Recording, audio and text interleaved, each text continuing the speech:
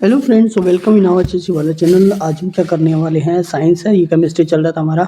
ये हमारा 5th part है। अगर आप लोगों ने मेरे पहले 4 पार्ट नहीं देखे हैं, ठीक है ना, अगर 4 पार्ट नहीं देखे, 4 पार्ट सारे कंप्लीट देख लीजिए, ठीक है। हमने बात कर लिया था, 35 क्वेश्चन कंप्लीट कर लिए थे, ठीक है ना। ओके, अब हम देखेंगे 36 क्वेश्चन क्या दिया गया है। आप लोगों को पता चलेगा जब आप पिछले वाले पार्ट देखोगे तभी आपको समझ में आएगा, ठीक है। पहले वो पार्ट देखिए, फिर उसके बाद में ये पार्ट देखना। क्वेश्चन 36 है, बेयर का अभिकर्मक क्या होता है? क्षारीय पोटेशियम मैग्नेट है, या अम्लीय पोटेशियम मैग्नेट है, या हाइड्रोजन पेरोक्साइड है, या फिर ब्रोमीन जल है। तो यहाँ पे ऑप्शन ए रहेगा, क्षारीय पोटेशियम प्रेग्नेंट है, ठीक है ना। क्वेश्चन 37 है, किसी विद्युत अपघटन की असंगतता का स्तर किस पर निर्भर करता है? तनुता, अशुद्धता, वर्णमंडलीय दाब पर, विलियन की विधि पर। तो ऑप्शन ये तनुता पर। देखो, तनुता के बारे में जानते हैं थोड़ा। विधि, किसी विद्युत अपघटन की असंगतता का विस्तार निम्न में से निम्न चीज़ों पर निर्भर करता है: विलय की प्रकृति पर, विलय की प्रकृति पर, तनुता बढ़ने पर साथ किसी विद्युत अपघटन की असंगतता के स्तर पर वृद्धि होती है, या तापमान पर, या फिर अन्य आयनों की उपस्थिति पर। क्वेश्चन नंबर 38 है, कॉपर सल्फेट को की लौह के साथ अभिक्रिया को आयरन सल्फेट और बनता है: सिरका, भस्म, बेकिंग सोडा, कॉपर। तो ऑप्शन डी आएगा, कॉपर, ठीक है। देखिए, कॉपर सल्फेट CuSO4 एवं लोहे Fe की रासायनिक अभिक्रिया को प्रतिस्थापन अभिक्रिया कहा जाता है। इसमें लोहे द्वारा कॉपर का प्रतिस्थापन होने पर कॉपर सल्फेट आयन लोहे के आयन से संयुक्त होकर FeSO4 आयरन सल्फेट बना लेता है। इसी प्रकार के कॉपर वो मुक्त हो जाता है। क्वेश्चन 39 है, इनमें से कौन सा एक लोहे का आयस्क है? डोलोमाइट है, सेंधा नमक है, लोहा उल्का या ग्लेना साधारण चाहे शीशा है। तो यहाँ पे आएगा ऑप्शन सी, लोहा उल्का। साइडेराइट या उल्का लोहे का खनिज है। इसमें मुख्यतः आयरन कार्बोनेट FeCO3 पाया जाता है। ये लोहे का एक महत्वपूर्ण खनिज है क्योंकि इसमें लोहे की मात्रा प्राय 48% तक होती है। जंग लगना विद्युत अपघटन है, ऑक्सीकरण है, रेडॉक्स अभिक्रिया है, रेडॉक्स अभिक्रिया ऑक्सीकरण और अपक्षय हो सकता है, या फिर अपक्षय। तो रेडॉक्स अभिक्रिया हो सकती है। जंग लगना एक ऑक्सीकरण अपक्षय रेडॉक्स अभिक्रिया है। लोहे में जंग आयरन ऑक्साइड का हाइड्रोजन FeO3 Fe2O3 NH2O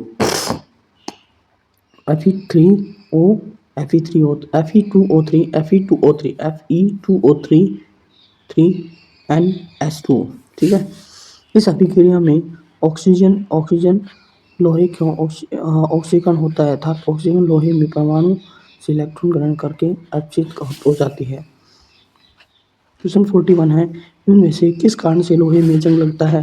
ऑक्सीकरण से, अपचयन से, ऑक्सीजन और रासायनिक अभिक्रिया से, या CO2 के रासायनिक अभिक्रिया से। तो ऑप्शन यहाँ पे क्या आ जाएगा? देखो, ऑक्सीकरण से होता है, बिल्कुल सही है।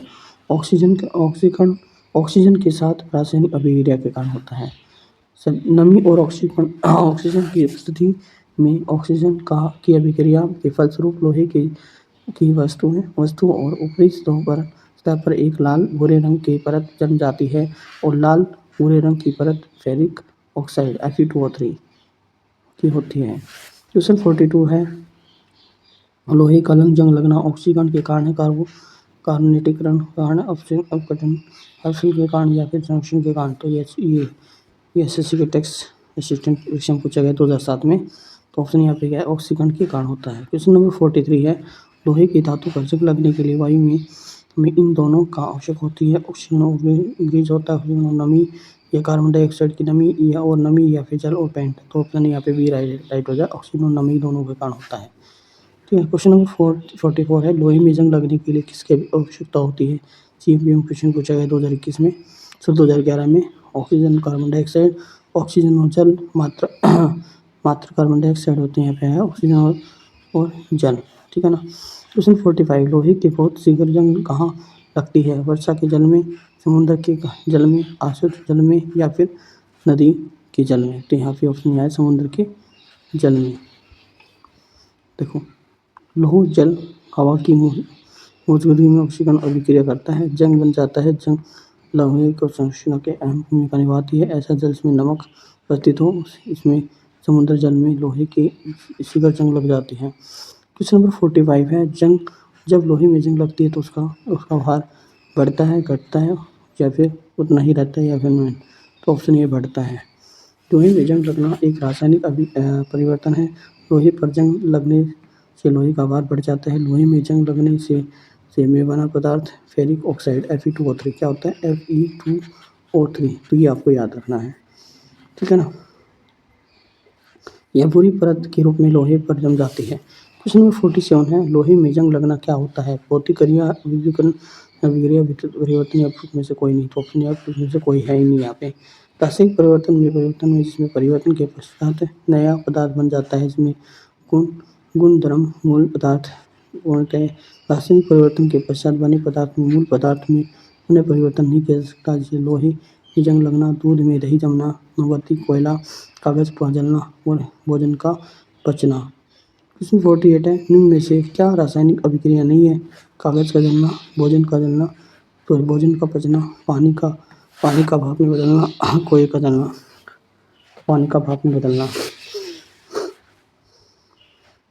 क्वेश्चन 49, आयरन को जंग लगने से रोकने के लिए कौन सी अभिक्रिया लाभकारी नहीं है? अनिलन है, ग्रीस लगाना है, या जस्ता लगाना है, पेंट करना है? तो यहाँ पे आएगा ऑप्शन ए अनिलन, ठीक है ना। आयरन की जंग लगने से रोकने के लिए पेंट करना, ग्रीस लगाना, जस्ता चढ़ाना लाभकारी है। जबकि अनिलन की प्रक्रिया कांच में की जाती है। कांच की पिघलाकर सांचे में डालकर धीरे धीरे शीतलन करने की प्रक्रिया अनिलीकरण कहा जाता है। क्वेश्चन 15 है, जंग से बचाने के लिए लोहे से बने पानी की पाइपों पर जस्ते की परत चढ़ाने को क्या कहा जाता है? जस्ते की परत चढ़ाना, मिश्र धातु है, फिर वल्कीकरण है या फिर यस्दीकरण है? तो यहाँ पे एक ऑप्शन डी यस्दीकरण है। लोहे की चादर पर जस्ते और परस्त चढ़ाना, यशद लेपन या रिडक्शनेशन, ठीक है ना, कहलाता है। इसमें जिंक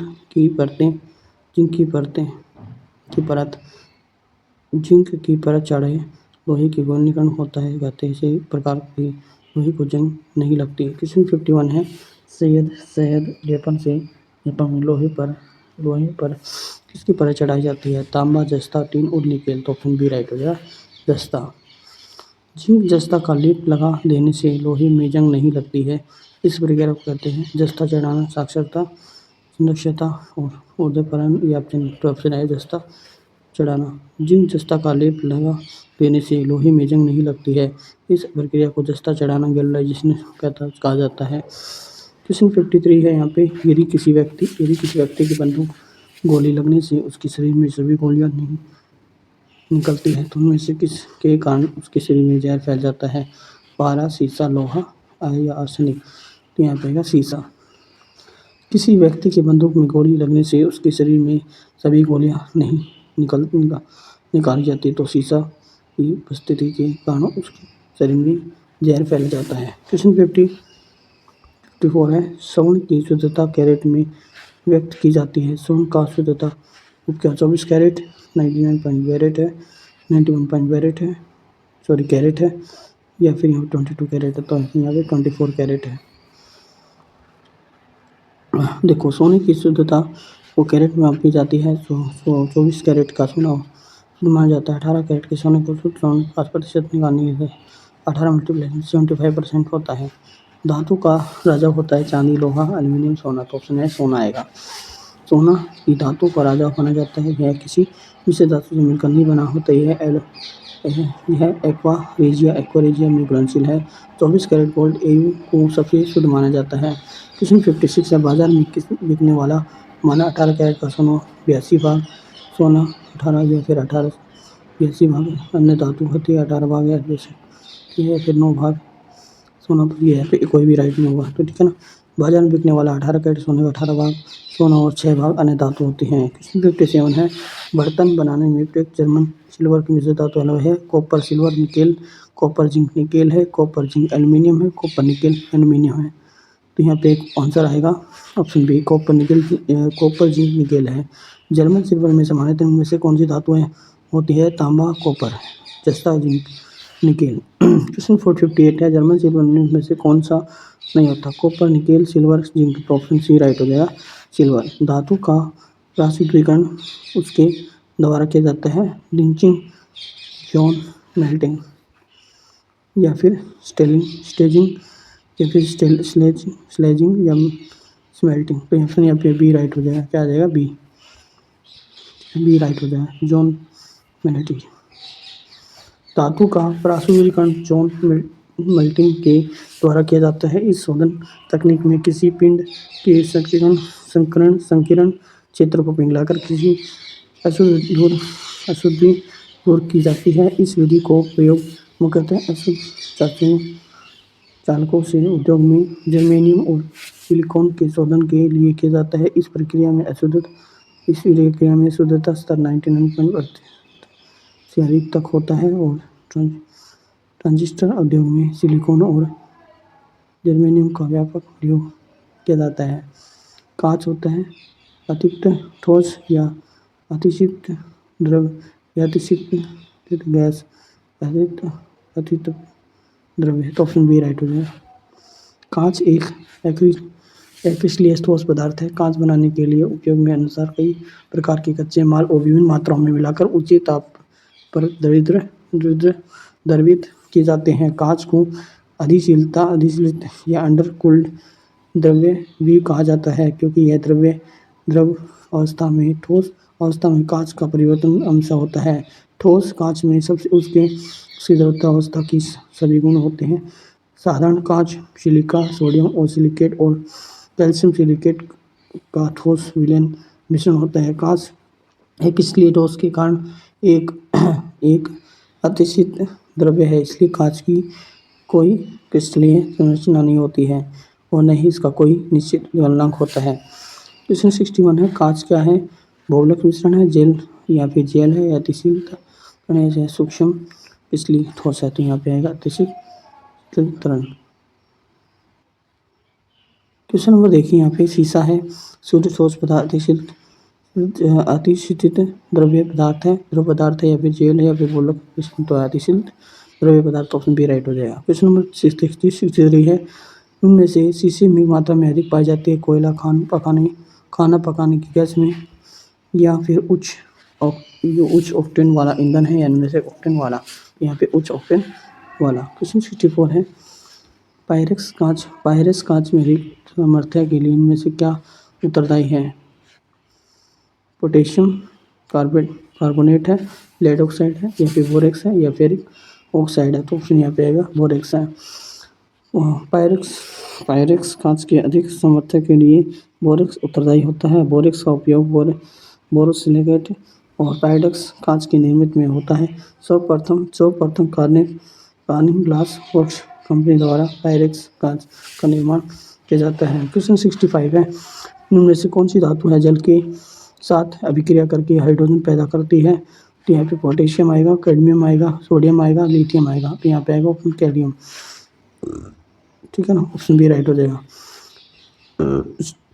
सभी क्षारीय धातु जल में से क्रिया करके हाइड्रोजन पैदा करते हैं, क्योंकि इनका आयनन विभव हाइड्रोजन से अधिक होता है, जबकि कैडमियम का आयनन विभव कम होने के कारण यह जल में से हाइड्रोजन विस्थापित नहीं कर पाता। क्वेश्चन 66, फ्लेमिंग के विलयन के साथ कौन सा एक प्रतिक्रिया करेगा? HCHO या C2H5OH है, या CH3COH है, या CH3COCHO है। तो यहाँ पे आएगा HCHO। फ्लेमिंग के विलयन के साथ एल्डिहाइड समूह के कार्बनिक यौगिक प्रतिक्रिया करते हैं। HCHO एल्डिहाइड समूह का यौगिक होता है। ओके, अगर आप लोगों ने मेरा पार्ट देख लिया है तो बड़ी अच्छी बात है। अगर आपने नहीं देखा तो देख लीजिए। ओके, मेरे लास्ट वाले पार्ट जरूर देख लेना, बड़ा अच्छा लगेगा लोगों को। ठीक है, thank you for watching my video. Like share subscribe my channel. ठीक है ना, बड़ा अच्छा लगा मुझे। Okay, thank you.